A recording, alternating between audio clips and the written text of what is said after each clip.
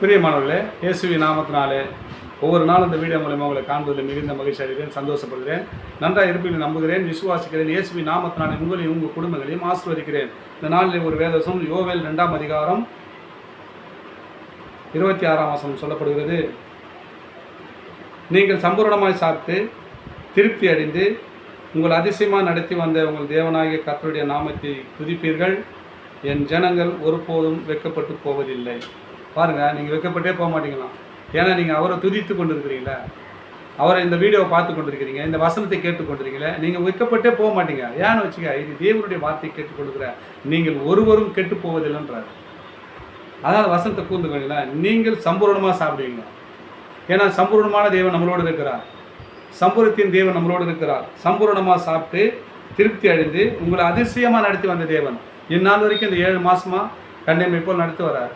இந்த 7ஆம் மாதம் கடைசி நாளில் இந்த 8ஆம் மாதத்தில் எப்படி நடத்துகிறாருன்னு பாருங்கள்.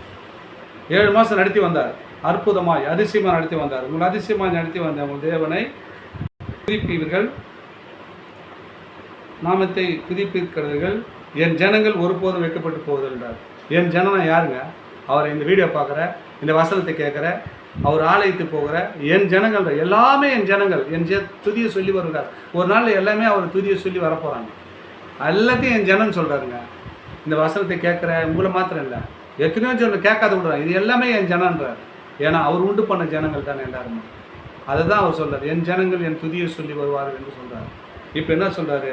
என் துதிப்பார்கள், என்னை துதிப்பார்கள் அப்படின்றார்.